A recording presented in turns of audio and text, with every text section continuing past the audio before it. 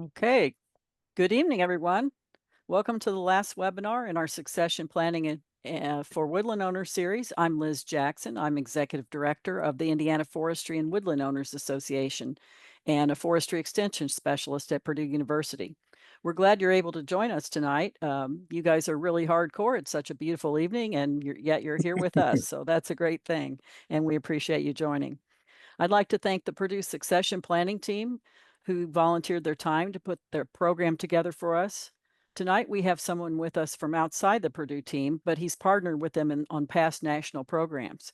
Kurt Smith is an assistant professor of forestry and an extension specialist at North Carolina State University. His work specializes in the area of land retention for forest owners, so he spends a lot of time talking about this topic. We appreciate Kurt taking the time to talk to us tonight, and now I'll hand it over to him. All right. Well, thank you, Liz. I appreciate being asked to participate tonight. It's actually an honor when you get somebody from out of state wants to hear anything that you have to say. So I do appreciate that, especially coming from Indiana. My mother's side of the family is from Mishawaka and South Bend, so I have some connections to Indiana. So it's kind of fun to be talking to you all today. As Liz pointed out, I'm a forestry professor. So, quick disclaimer here, I am not a lawyer and I'm not a CPA. And I'm here to sort of help educate people and if I get too far out over my skis, I'm looking for Liz to jump in and help me out. I suspect some of the audience, I'm reminding you of things you might already know. For some, it will be brand new, and for others, maybe somewhere in the middle. But we're going to go through quite a bit of material. So think of this as kind of scrolling along at 5,000 feet. So the ultimate goal is to get me to incite you to go to talk to a CPA or an attorney with some goals and some ideas in mind and to be knowledgeable. So there's a few of these slides. I was talking to Liz before the broadcast. A few of these slides are kind of remnants from a four-part series we did for the Southern Rural Development Center, including this little credit slide here, which I'll get rid of. But the purpose again, though, here is to sort of elevate the idea of succession planning for landowners in particular. In North Carolina, we have in fact, a lot of the South has what we call heirs property that you may or may not be familiar with that term, but it's a bit of a remnant from the post-Civil War South. So, real long story short is African Americans have lost about 90% of their agricultural land from the 1850s all the way up to 1980. And part of that is a lack of doing any kind of wills or any succession planning. And of course, in the case of African Americans, it's because of just imagine Jim Crow laws, so to speak, and sort of think that out, and you'll see why. So I do talk to a lot of African American audiences, but so hit the brakes a little bit. I also speak to a lot of landowners that are white in groups of 100 and 200. And typically, when I survey them, 30 to 40% of the audience are average age is about 70. And typically, about 40% of them have no will, trust, or any legal architecture to support what they're going to do when they're gone. And so, the interest of forestry is to kind of reduce land fragmentation. In the forestry game, parcels less than 20 acres really aren't suitable for forestry, and parcels greater than 100 are kind of what the industry is looking for. So, doing planning is part of what we're trying to get people into. Of course, I'm from North Carolina, so it is possible I'll say a few things here that are more regional and not state specific, although 99% of what I say, 95% of what I say will be applicable across the lower 48. And of course, I already kind of highlighted, I'm not an attorney. This isn't legal advice. This is just education. So, um, purposes for the presentation, when we're talking a little bit, we talk about succession planning. We're talking about the passing on of ownership or thinking about it during the life of the person. With estate planning, you're talking about how to transition those assets after you're dead. And it's kind of interesting. Succession planning is a relatively new discipline, at least in my part of the world. And for a lot of people in the United States, probably up until 1960s or 70s, perhaps, where you worked and you worked and worked until you literally couldn't work anymore. And then your assets were passed on with an estate plan, a will, or a trust. Well, what's happened since then is a lot of people got into early retirement. A lot of people made enough money to retire at age 60 and 70, and they have 20 or even 30 years of good life left. And so this sort of subset of estate planning, succession planning, has really kind of come into its own to help people to think through how to manage their finances in a way that they can kind of guide their management wishes towards their heirs, that they can have income generated for them, whatever it would be, whether it's putting grandkids through college or whether it's touring the world or, et cetera, et cetera. My own father retired from a corporation at 55 with a pension, and he is 101. So think about that. Think about planning for that many years of financing. But a lot of people maybe aren't doing that, but they're doing 20 or 30 years past their retirement. And so succession planning has sort of come into its own. So a little bit of the terms or the terminology. Successor, we're talking about the junior generation that the land or the business is being handed off to. Whenever I use the term incumbent, I'm talking about obviously that senior generation that's actually passing the baton. Also through the presentation, you'll hear me say, I almost, these weren't my slides, but I think it's pretty self-evident. Businesses, they could be farms, proprietorship, etc. And then when I say land, I'm talking about any type of land, forests, bare land, vacant land, etc. So a little definitional stuff before we kind of get in and dig just a little bit more. So yeah, we want to talk about intestate title a little bit, but not a lot. But basically, the term intestate, if you die intestate, it's dying without a will. And of course, I've already mentioned a lot of that happened in the South because people didn't have access to legal services, or they were afraid of them, afraid to interact with society in the case of African Americans in the South. And so a lot of their property became heirs' property. Dying with intestate, if that goes on for 2 or 3 generations, you wind up with hundreds and sometimes thousands of heirs, and they're incapable of agreeing on anything to do anything with the property. So succession planning kind of fits into that groove a little bit in preventing intestate title and providing planning for the future. So it is noteworthy that 40% of the nation's farms and forests are owned by people 65 and older.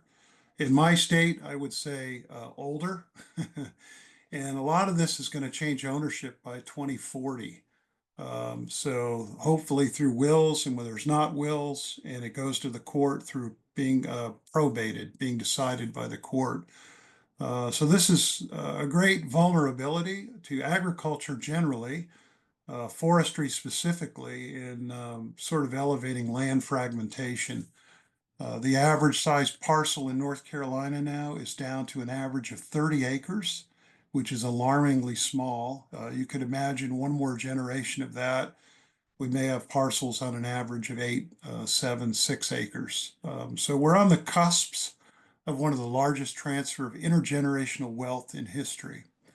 So land transfers are really, really important. And there are a lot of things to work through. So the succession planning is really the thinking about the human side of things. An estate plan, you go to an attorney, it's documents, it's executing things that are going to happen when you die. But succession planning kind of feathers in before that.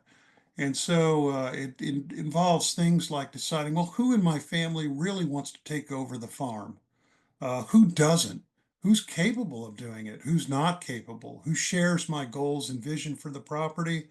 Is one of them simply going to flip it and turn it into development when I'm gone?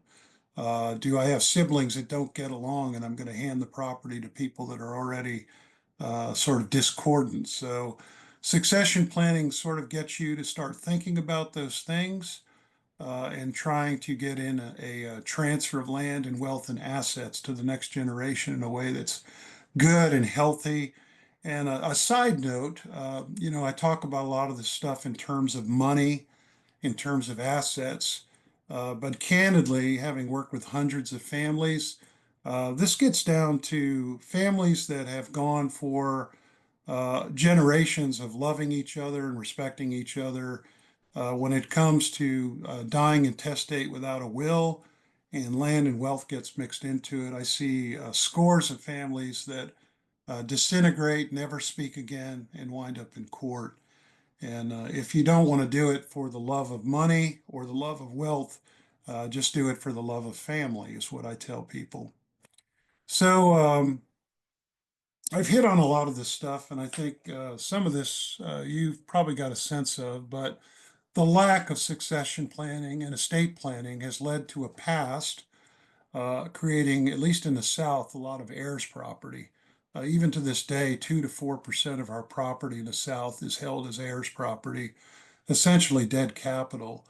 This leads to a loss of intergenerational wealth. It leads to a lot of things that we don't want. In particular, I won't get into it today, but I could do an hour on the legal process of partitioning, where any one of the owners of heirs property, if there's 100 or 1,000, can petition the court to get out. And if it's too complicated, the court will order the sale of the property, kind of a fire sale, leading to more land fragmentation, et cetera, et cetera. And also the loss of prime agricultural land. With the future, this is really important stuff. Intergenerational wealth, we don't think about it a lot, but a lot of what people actually have in wealth in the sort of maybe third quarter of their life is through intergenerational wealth transfer. And so, as an example of how this has impacted society, the average white family on an average, will gain $104,000 in intergenerational wealth. African American family, it'll be $4,000 because they've lost a lot of their intergenerational wealth. So you can kind of see it has an impact for the next generation and the next generation in terms of what they're able to do. So, what are some of the triggers that cause people to get into succession and then ultimately into estate planning? A lot of these triggers you may have experienced, you may be familiar with. Um, the first one is marriage or divorce. Hopefully, the first, not the latter, but these are things that typically get you to start thinking about how your estate's going to is going to be divided and carried forward. When you adopt a child or you have children, that automatically has you reviewing or thinking about succession. Buying or selling a home is another common trigger because all of a sudden you're establishing some real capital for the first time. New financial accounts that you might come into through inheritance or a windfall of investment, starting, selling a new business, or perhaps moving to a new state can cause you to look at your documents. As a footnote, all states are different, and so how they handle estates and succession planning in the courts will be different too. So that's something to pay attention to. If you should move to another state, you're going to want to consult an attorney and make whatever adjustments are necessary. A big one, obviously, is death, um, medical condition, a change in wishes. I read a survey, medical condition or diagnosis is the number one reason that people go to their attorney and settle their affairs. So go back to that age 70 landowner where 40% of them have no plans. A lot of them are waiting to do that till they get a diagnosis of cancer or heart disease. But as you know, experientially from your neighbors, friends, or maybe yourself, that's a luxury to be able to know in advance that that's going to happen. So You don't want to wait for that, but that is one of the big triggers, is medical diagnosis. Well, moving on, we'll talk a little bit about transfer options, how to transfer some of your stuff. And of course, again, the big goal of this is to educate yourself before you go visit an attorney, tax specialist, financial advisor. And at the end of this presentation, I've actually got a tool that you may find useful that you can do your own homework with. The more you know about the different types of ownerships and the types of things that you might be interested in, um, how to put it. You don't want to go to an attorney and spend a lot of time doing ideas and exploration at $400 an hour. So if you can show up with all the correct documents in hand and at least a sketch of what you want to achieve, that's probably what you want to do. That'll save you a lot of money in the long and the short run. So here's a little bit of a diagram that'll show some of the options that are out there. And I'll breeze through these fairly quick. So these are some of the common ones. So you can just, obviously, I'm 70 or I'm 80, I can just simply sell my land. I can get immediate cash and I can go on Viking cruises for the next 10 years. That's an option, right? You can donate your land. Some people, and I run into this quite a bit, they have no heirs and they have no interest or an organization that aligns with your goals. So some people will just donate their land. The other one is sometimes having one successor via a trust or will, where there are clear heirs with clear interest in the property and business. That's the cleanest, greatest goal, perhaps. The other one is to divide among successors while you're alive, makes clear who gets what via division.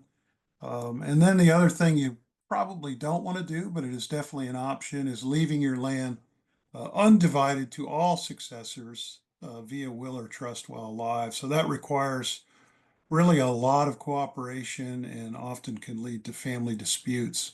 So I'm going to unpack these options really fast, and I'm going to introduce a couple of other ones, Todd's and Ladybird deeds, real quick too. But option one, just selling your land or business can be a great option for you if you don't really have anything that you plan to do in succession. You can put that money into trust funds, investments, insurance, and get a good rate of return without a lot of the risk and having to worry about who gets what after you're gone. You can enjoy some of the benefits of that right away. Option two, so this is in the diagram that I just put up, but I wanted to mention it's become increasingly popular in some legal circles is transfer of deed on death, a TOD. If you know who you want to have the property, you can have that recorded typically in most states, not all states. It's called a TOD, transfer of deed on death. Probably Indiana has it. I can't swear to that, but I can look it up. And you can simply, it doesn't, the advantage of a TOD is it doesn't go to probate. So when you die, take your last breath, the property becomes your heirs. So it never goes to court. In a county like mine in Raleigh, North Carolina, going to probate court can sit, you could sit there for 2 or 3 years and not be able to sell your property because it won't be probated. You'll have to pay the taxes on it. You'll have to do the upkeep on it. You won't be able to flip it at all. So TODs really prevent probate. And of course, the risk with that is, well, if I pass that on to you and my dad has $2 million worth of debt, then I'm also going to have people coming after the property as well. So you have to know what you're doing, know the person that's giving it and what their liabilities are. So those are called TODs, and every state has a sort of a different requirement, but generally that's exactly how it works.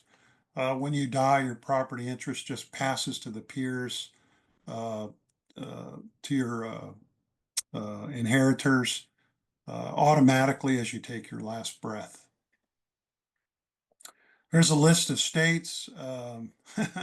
Oddly enough, after talking about Todd's, I don't see Indiana on there. Kurt, I'll look for, Indiana what's does have that? TODs. Indiana It does is, have TODs. Yep. there it is. I was waiting for Liz to chime in and say, yes, Indiana I don't does know have, why we're not on your list, but we do. because because I'm a forestry professor. That's why. For whatever reason, I didn't get Indiana on there. I should have checked that before the telecast. But there you go, Indiana. You can do a Todd for your beneficiary.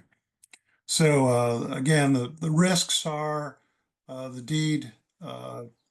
You could get sort of involved in all the encumbrances that they might have, and you don't want to do that. But the advantage is you're avoiding probate, both the process and the expense.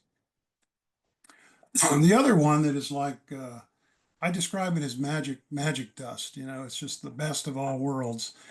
These are ladybird deeds. We have it in North Carolina, and so I'm not going to say you don't have it in Indiana. You might, but these are basically they operate a lot like Todd's. It's called an enhanced life estate, but the difference is the person that owns the property, I can decide to sell it if I want, borrow it. Every decision I can make without the other person on the deed at all. And so that protects me from being able to do what I want with my property. I haven't tied it up at all. And it also means when I die, that it prevents the medical bills or anybody else for coming after the property to my heir. So it's called an enhanced life estate. It's like the best of both worlds. I've heard some people say that this is going to get challenged in court because it's too good. I don't know. But you might want to consult with your attorney. That's another option that as gets rid of a lot of the risks for people, gives you the owner the ultimate freedom to do what they want. So again, something else to look at, ladybird deeds and enhanced life estates. The language is slightly different depending on the state, but you'll recognize it when you see it. Um, Going back to that list of options for land transfer. So donating land, and a lot of people do this. And again, when you donate land, if that's the way you go, you want to be smart about it. You want to consult an attorney or CPA. You may want to be donating it in phases, relative to taxes and ceilings on gifting amounts, that kind of thing, so you don't hurt yourself. The also, the other thing I say is to, in addition to that, when you donate land, it just makes sense if you're donating land to try to find an organization that aligns well with your goals, something you'd like to see happen on your property. So that could be another option for some people that have no heirs and would like to do that. Um, so let's see. Again, consulting your attorney. Another option here is selecting one successor. This is, to me, is kind of the gold standard. If you can pull it off, it's not reality for a lot of people. But if you have one successor, let's say I want to keep the 100-acre farm because my granddad had the farm. I want to keep it in farming. I have one person in mind that can receive the land. Maybe if I have other successors, I give them the 401ks or whatever, or I just don't give them anything. But I have one quality successor, a grandson that's working alongside me. You may want to select that one person and then give whatever assets you have to other people. And that can be a great option. It involves a lot of controversy, pressure to sell land, pressure to partition land, things like that. So just another thing for you to consider, I think. Um, Option 5 I have listed here is some people do this, a lot of people do this. They leave the land undivided to all successors. So if the land's undivided, you've essentially created the beginning of heirs property. Um, Basically, 100% of the heirs have 100% of the access to the property, and 100% of the heirs must agree upon what happens with the options. And the trouble with that is, you're in a family of four.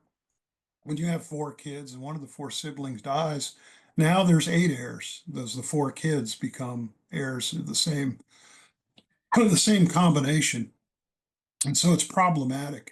If it goes on for a generation or two, you can have 20 or 30 people trying to figure out how to divide the land. So this is real problematic.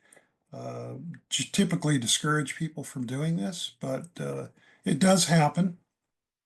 um, leaving the land undivided to all successors. So not an ideal option. If that happens, and that does happen in the South, I always talk about the gold standard of clearing title, getting it down to one owner, but there are other common legal remedies for people that can't agree. They can put together a tenants in common agreement. They can put together a trust. So there are some things that can help them keep them out of partitioning and keep them out of problems if they can't agree on what to do with the property, but they all want to remain united on the property as family. So there are some options, but it's not an ideal way to go. Um, so um, keep rolling through here. The do nothing option. This is what essentially my 70-year-old landowners, the 40% have no will. This is essentially what they're getting ready to do, right? To do nothing option. So this will result in a default form of ownership. So if it never goes to probate, if the court never gets involved, and this happens more than you would think, at least in the South, the person that feels like it's their property moves on to the property, lives there for a generation, whatever. But in fact, the court doesn't recognize that. That is tangled title. The title goes with blood lines. And so it's problematic, that do nothing option. Now, if it's probated, then the court has a recipe for how to solve it, right? And every state is different. So North Carolina has a recipe book that follows for divorce, no kids, two kids, this, that, parents are alive, no, no heirs, this and that. So what I usually tell my landowners is if you would like the government to decide what to do with your stuff, then do nothing. And that usually gets their attention a little bit in kind of a new and fresh way. But you can look at your state laws. Most people find that unsatisfactory if they actually sort of get their heads around what that means. So, no planning. The other thing you can do with that is you could be saddling your heirs with inheritance taxes and other consequences in terms of how your assets are distributed and how they're taxed. So you could actually be doing something sort of unkind to your heirs, believe it or not. All right, so I want to pause there for a second. Take a little sip here. I know it's a lot of talking, and then I know we'll get to the end of this, and I know Liz has some things to share with us about conservation easements as well, particularly in Indiana. So we'll talk more about that as we get through this. So I want to talk a little bit about ownership structure and transfer. So two categories about how this happens. Group one requires nothing. You can be a sole owner of something. You really don't have to do anything with that. It can transfer during your life or after by will. You can also have what they call joint ownership with right to survivorship. So that means maybe me and my three brothers all own something, and it's sort of last man standing. The last person to be alive gets 100% of the property, and so on and so forth. So basically, the rights are extinguished upon death until it gets to the last heir. Then the other one is tenancy in common, and that's essentially heirs property. If you don't do anything, the law just identifies blood heirs. And this, believe it or not, over 6, 7, 8 generations can give you 30 to 40,000 heirs to property, which is completely unmanageable. Some of the other things, and we're gonna kind of get into a couple of them a little more than others. I'll breeze through some of them a little more quickly. Um, the second group requires a little bit of legal architecture. So general partnerships, limited partnerships, LLCs, limited liability corporations, which Liz tells me there's a lot of interest in talking about that. And of course, the name is a little bit of a tell. Limiting your liability. That's really the key to LLCs. And we'll talk more about that. And then S and C corps. which really kind of get down to the size of your operation and double taxing or single taxing, et cetera, et cetera. So, I'll kind of roll through this. I'm not going to spend a lot of time on these that are pretty solely that are pretty evident, right? So, sole ownership, it can be good or bad. Taxes are reported by the individual. There's no liability protection for your business at all in this sort of situation. So, if you screw up or something bad happens, they can get a lien on your property. You could lose your property, et cetera, et cetera. Joint ownership with right of survivorship. We talked about that. Two or more owners, they share an interest in the property. In that case, taxes get reported by each owner. Ownership offers no liability protection at all. And we're kind of putting that line in there because we're drifting towards LLCs. So there's no liability protection. Then upon the death of the co-owner, the other owner remains, and it just gets smaller and smaller and smaller till it comes down to one owner. Um, there's a little bit on joint ownership with right of survivorship. Tenancy in common, we kind of highlighted that already. This is problematic because owners can force a sale of their interest, even if the other owners don't want to sell. My brother wants to get out. He can force the sale of the property. So tenancy in common, as you can imagine, particularly in families, but certainly in businesses, can be a real problem. Um, all right, and again, with tenancy in common, there's no liability protection either.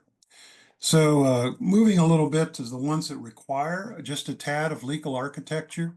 General partnerships, the setup is a little more complex. The partnership pays some taxes in addition to individual taxation.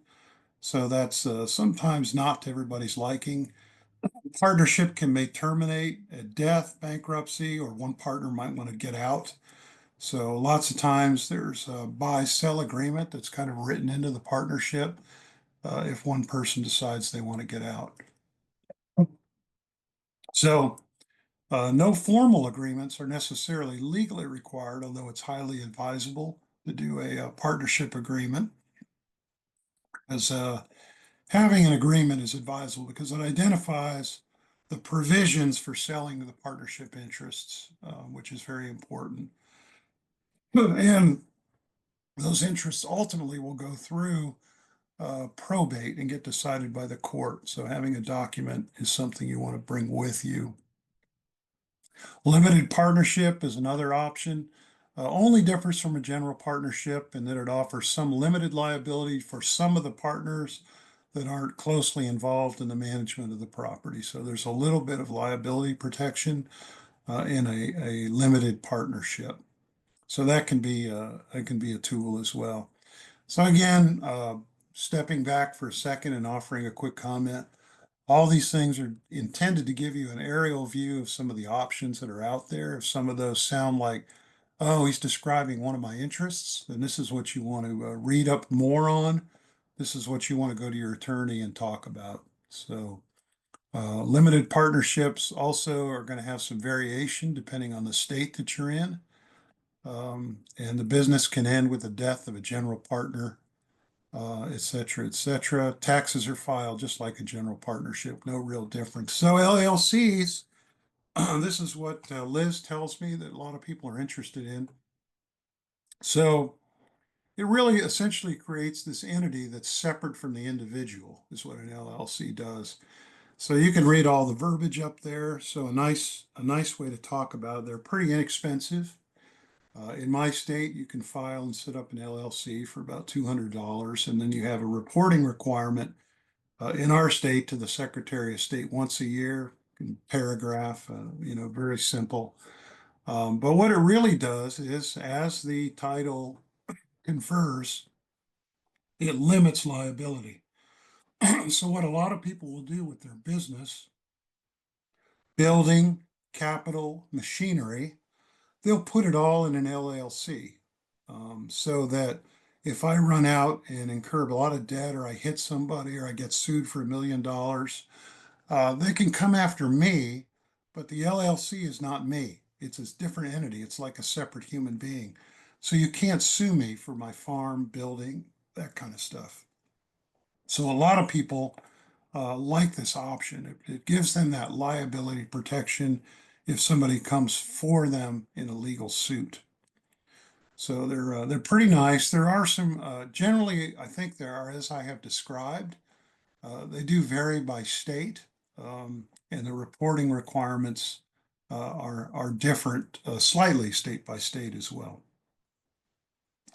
So this brings us to S and C corporations, and trying to think how to make a long story short. So corporations, the whole idea of having S and C corporations is largely something that was started in the 70s to create kind of a legal architecture for companies and businesses. So C corporations, broad stroke, are usually for bigger operations with a lot of shareholders and people. The disadvantage, I just don't see a lot of people in my world of farm and forest doing corporations. You end up, they have a high setup cost. They're very regulated, and you essentially get double taxed. You get taxed as a corporation, and then whatever you pay out to yourself, you're going to get taxed again. So that's some of the disadvantages of what they call a C corp. But S corps are different. They avoid double taxation, but it's limited by the number of shareholders and people that can be involved. So they simply disperse their money to themselves and they pay it as individual earnings. So there's no double taxation on what's earned. So I don't give advice, but I'll give you an observation.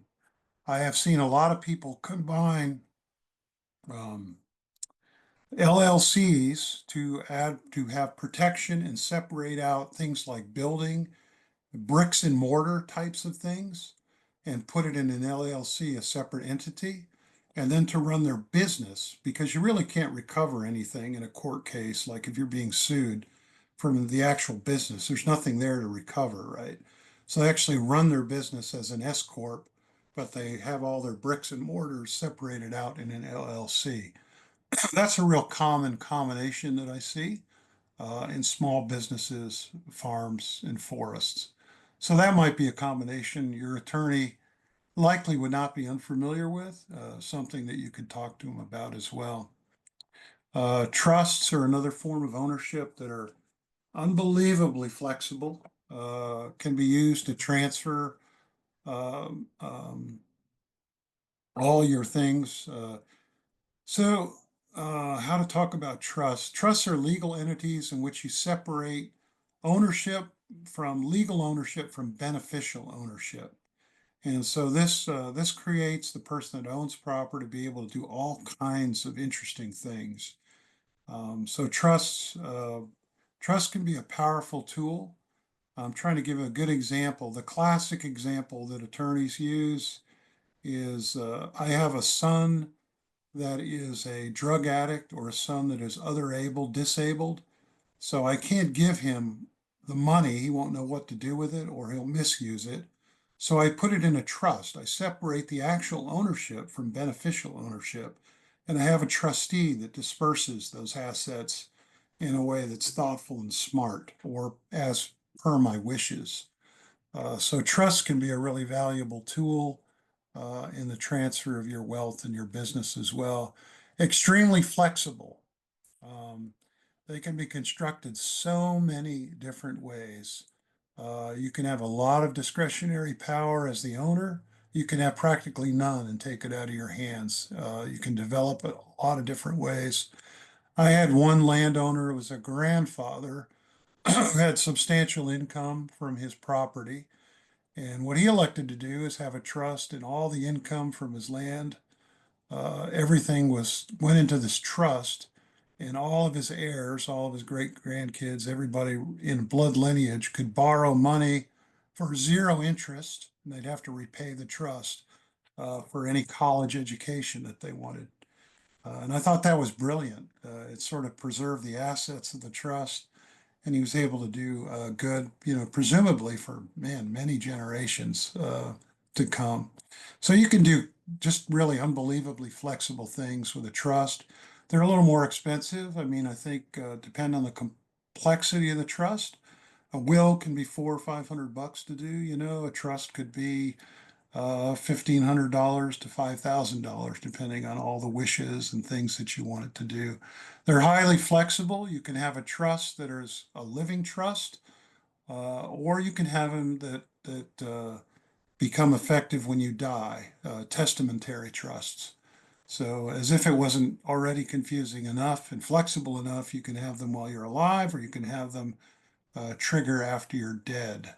So, uh, really interesting legal documents. You can make them do whatever you want to do.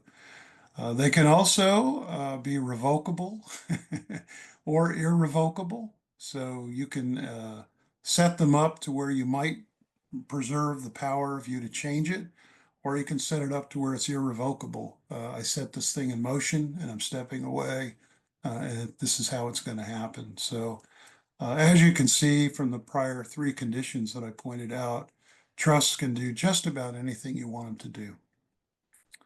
So a few considerations, and these are kind of Renee's slides. So I know a little bit about timber taxes, but less about farm taxes. But suffice it to say, there are advantages and disadvantages in C corps versus LLCs and versus S corps as well.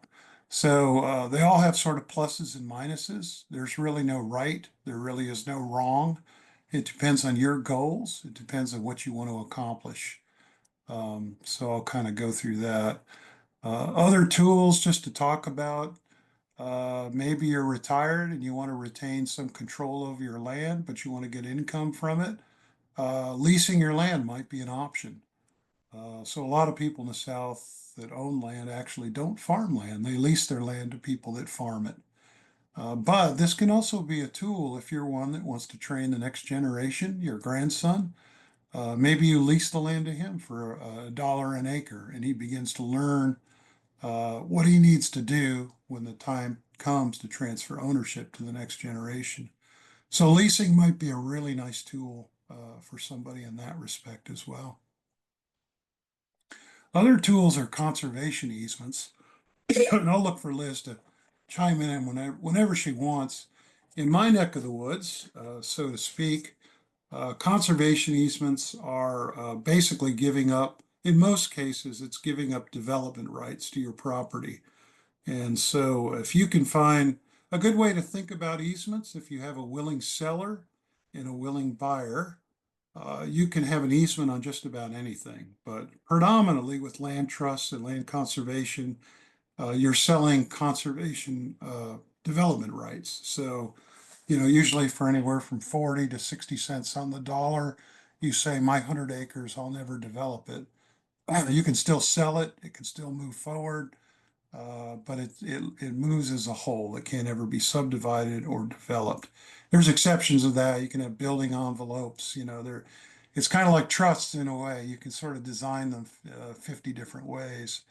Um, so conservation easements can be a great thing. Some easements will allow farming, harvesting of timber, management. Some require nothing but preservation. Depends on who's giving you that 50, 60% of market value, what their goals are. I have this one slide that I use with my students a lot to explain easements in general. Basically, your land is like a bundle of sticks. And you can pull out any one of those sticks if you want to, and you can sell it if you have a willing buyer. So I can sell, for example, the right to subdivide my property to somebody, usually a conservation trust or somebody, for whatever, $500,000, and that land would be attached to my title. It can never be developed in perpetuity. But likewise, you can also do the same thing. I could sell my timber rights to Weyerhaeuser for the next 150 years for $500,000, and they could come on there every 40 years and take the timber off. So any of these things can be bought and sold if you have a willing buyer and a willing seller. So probably I'm going to go ahead and stop on that slide right there. And Liz tells me there's things that I don't know about the state of Indiana that I'm dying to hear related to easements. And I assume that you all would be interested to hear those too. Thanks, Kurt. Yes, I offered to share with you all some conservation easement programs and opportunities in Indiana, and I'll send these in an email tomorrow as well. Um, First of all, we have the Indiana Land Protection Alliance, and that's an umbrella organization for all of the land trusts in Indiana. And land trusts are organizations that work with donors or sellers who are interested in having conservation easements on their land. We have 26 land trusts around the state, and on the website that I'll send you, they have a map, and you can look for land trusts that are in your area. Now, these land trusts are generally in a small region working on a specific targeted areas and interest. It may be that they want to protect specific habitats or species. They may be looking to simply to avoid conversion or all of the above. So that those are organizations that would be very interested in talking to people about conservation easements. There is a new program that I was just made aware of. They actually contacted me about my property, and that company is called Magnolia Land Partners. Again, I'll send you this information. They're coordinating with the U.S. Fish and Wildlife Service to protect threatened and endangered bats in partnership with local land trusts.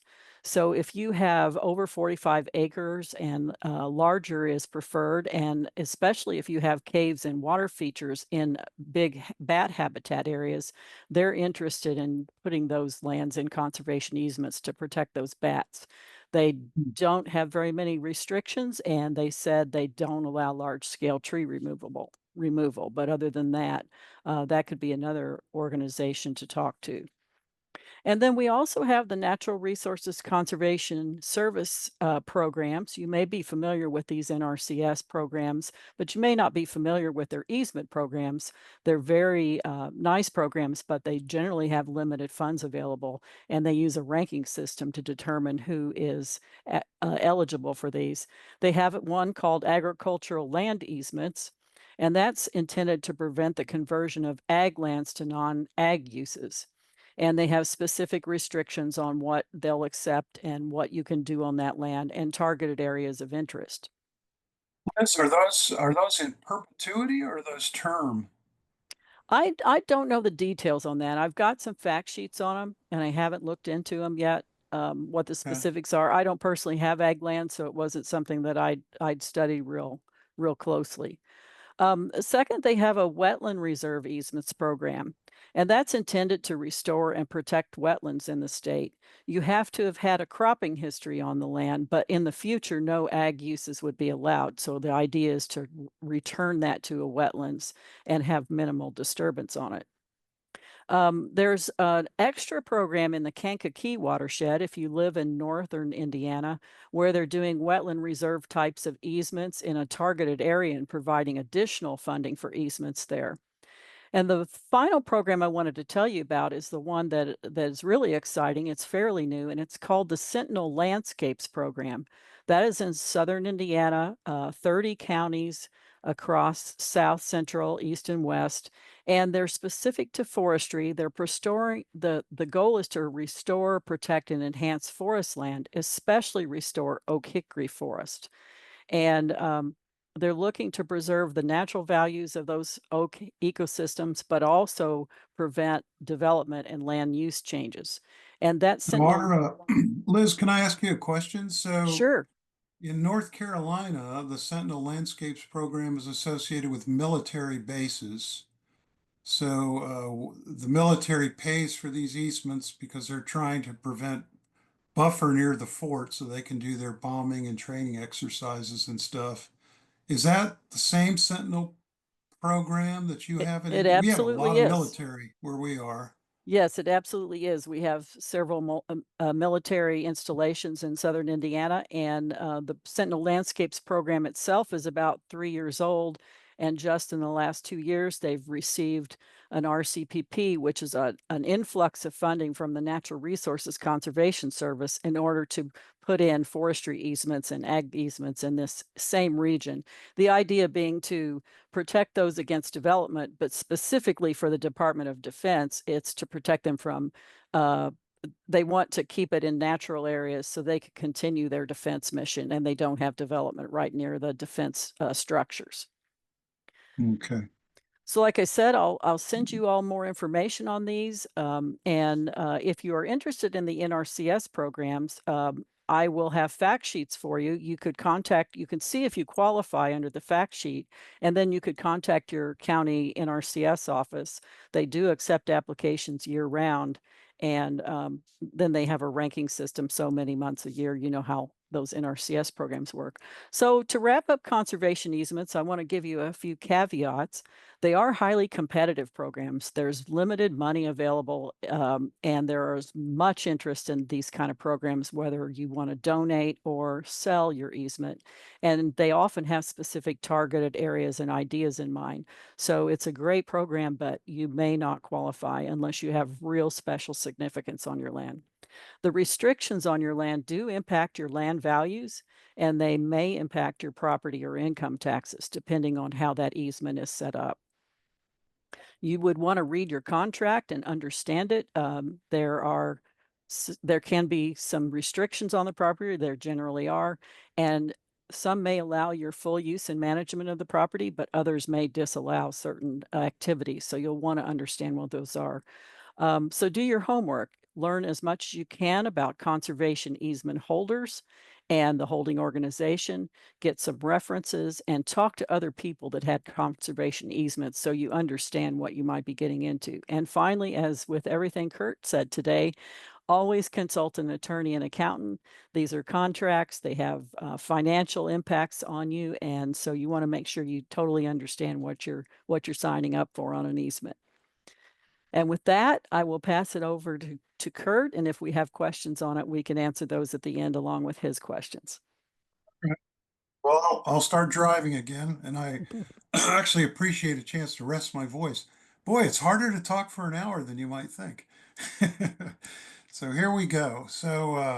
We are pretty close to the end, but some of the stuff that you could sort of be aware of before you go and visit your attorney, CPA, or financial advisor um, is thinking about goals, doing your homework, gathering all of your documents, because that's going to be one of the first things the attorney's going to ask you to do. Don't make a plan in a capsule, in a silo. Talk with your family and learn about all your options. Getting ready to kind of show you a little bit of a tool, and I'll have at the very end of this, there's one of those, barcode things. You can scan it, and you can have this publication for your own use if it's of interest to you.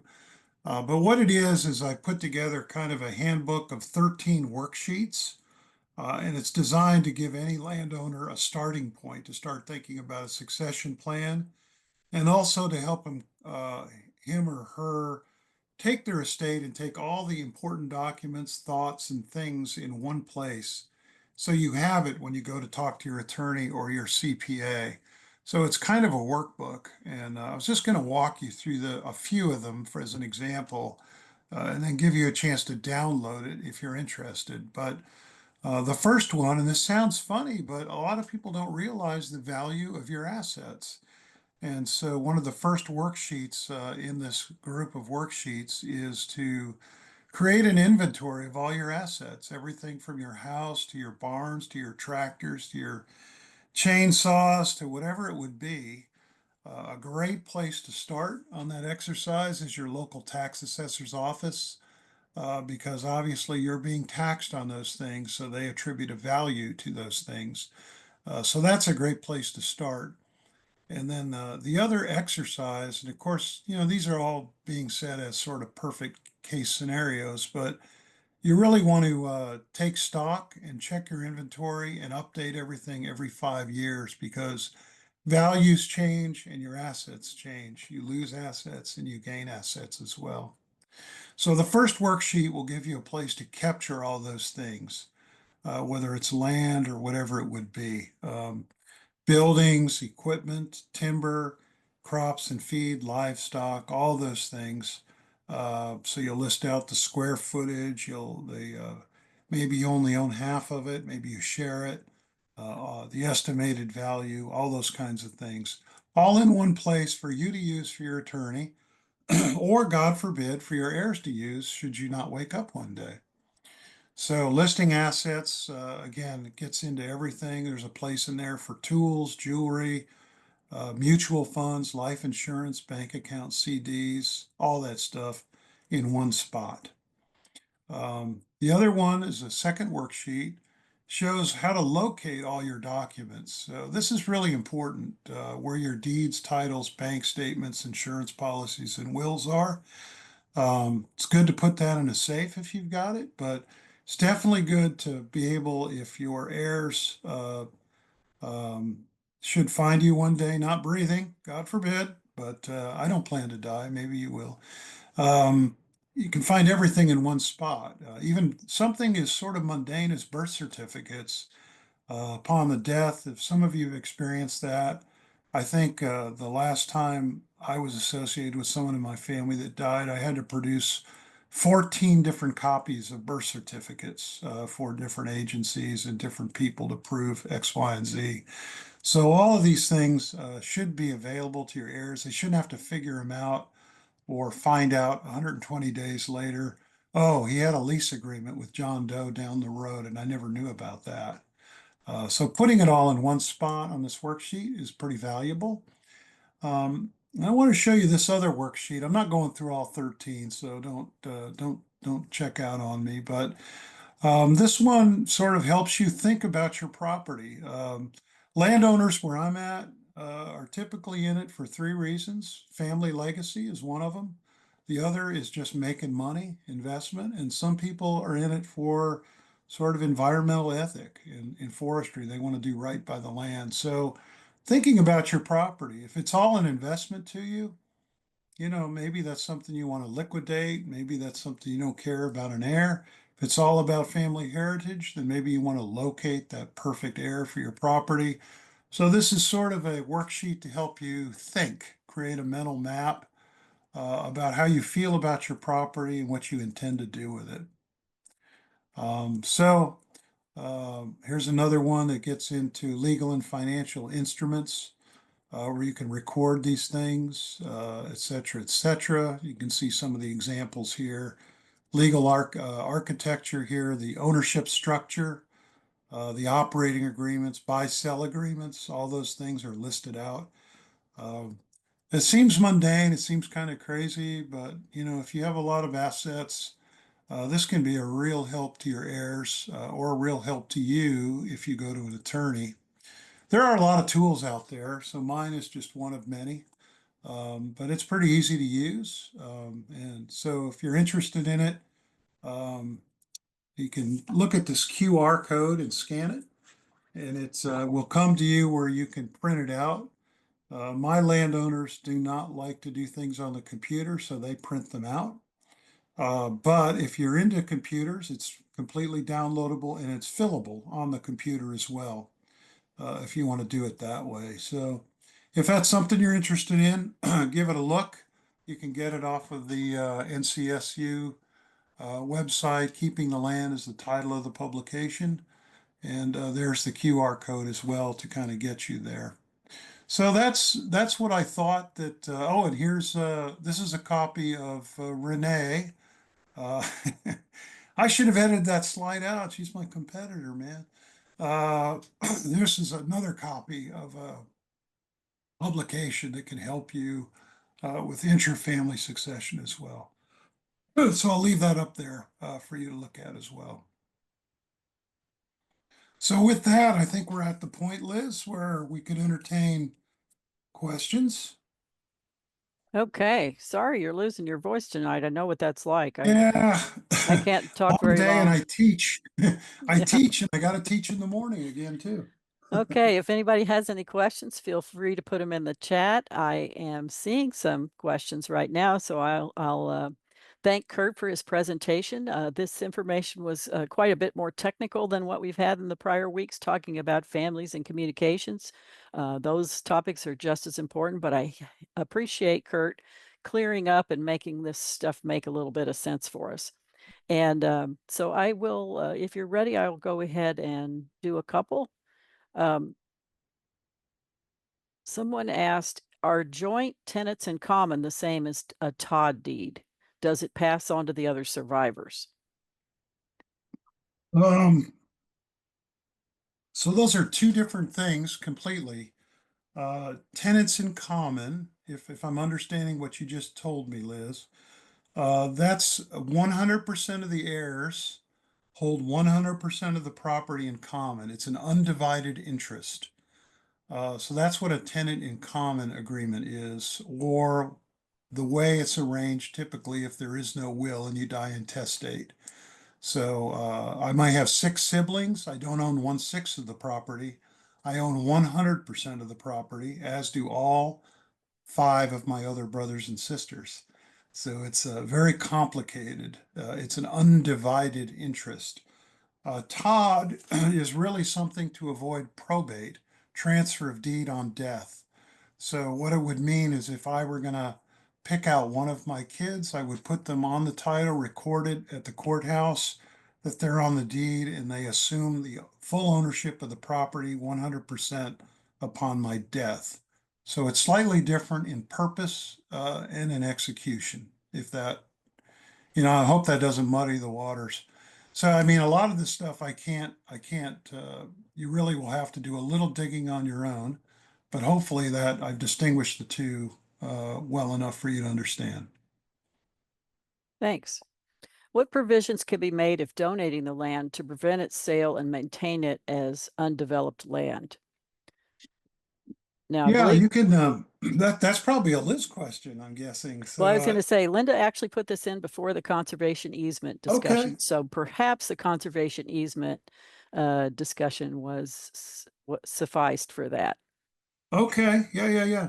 I mean, just to agree and reinforce that, you can make an easement do whatever you want it to do, whatever the buyer and the seller of the easement is willing to do. Most of your land trusts, they're interested in the development rights. So typically, if you're selling to one of them, you're locking down the property in perpetuity. Um, so I was in this business a little while. I was telling Liz this before we got started. It's really kind of a nice trick. You can take your 100 acres, and if you want to carve out at least, yeah, I'm sure you can do it in Indiana too. If you want to carve out a few building lots for your heirs, two or three building lots, whatever's acceptable to the seller. Um, you have some provision there for your great grandkids to build a house if they want to on the 100 acres, but it transfers with the title. They never can develop the property. But the beauty of that is, so I'm putting it into Raleigh, North Carolina, which used to be 300,000. Now it's 1.3 million. Um, Now you have the one piece of property that nobody else has. So you may want to sell that property, and you'll probably be able to sell it at a premium because you have a unique property that's 100 acres. As land urbanizes and you become an island in the middle of it, you actually at 20 or 30 years later, depending on where you're located, of course, you can wind up with a gem for your heirs, even with a conservation subdivision on it. You can have the one thing that people want. So, Kind of nice. yeah. Maya asked about Land Trust Alliance information for Illinois.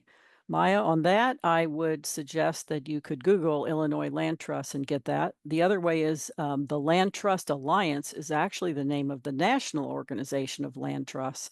And Mm, if you'll go to that, you can find information on land trusts all over the country. yeah. We have land trusts in North Carolina that are really specific in purpose. Some are conservation. We actually have working lands trusts where they only take easements on property that you commit to continuing in agriculture and continuing in timber. So there's a lot of different options out there. David asked, is the Sentinel Landscapes program on hold with budget cuts or still available? David, this is a tricky question. My understanding of most or all of the USDA programs is while the funding flow may not be quite clear right this minute, that they're all continuing to take applications and want to continue to move forward on with those conversations. So if anyone has an interest, I definitely encourage you to look into that. Whether the contracts will come at the normal time and be let at the normal time is still in question, but definitely worth pursuing. Yeah, if you're anywhere adjacent to a military base, I wouldn't be put off by the ebb and flow of politics. At least in our neck of the woods, the DoD is pretty insulated from those things. It's like a national security priority to get control of those properties. So keep digging. Don't worry about it. Absolutely. Mark asked, with conservation easements, is ownership of the property transferred to the easement company or do I retain ownership? Well, Liz can answer that or I can, but you go ahead, Liz. Sure, absolutely. Yes, you do actually retain ownership of that land, and the ownership continues in your hands to your heirs, but the easement is held in perpetuity. So they only have those rights with which you've agreed, usually the development rights, but everything else, the property continues to be with you.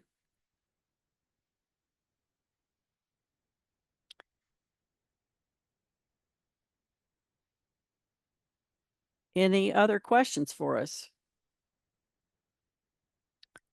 Linda asked for the Purdue webpage. Linda, I had that in the notes. Let me see. Oh, the Purdue, you mean that Purdue document that he shared with us?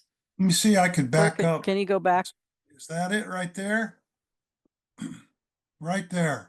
By the way, I did share this with you guys 2 weeks ago and posted it on my IFWA website page for you guys to use. Since in the last 3 months, the Purdue Education Store, all of their extension publications are now behind a wall where you have to set up an account to get them. They're still Oh, free, but you have to create a username and a password and you have to log in and to get to them. So I went ahead and downloaded it myself, got my own account and posted that for you. So just for and future.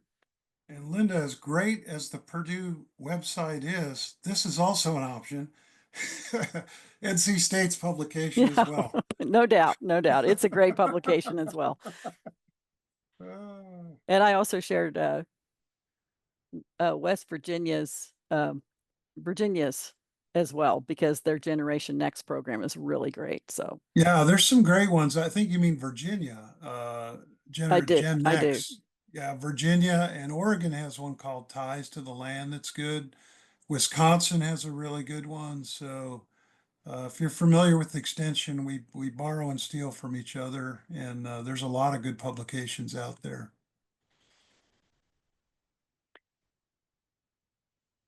Linda, Purdue's websites for succession planning are actually the ones that are Purdue University affiliated are actually farm and business succession planning. I will share those with you.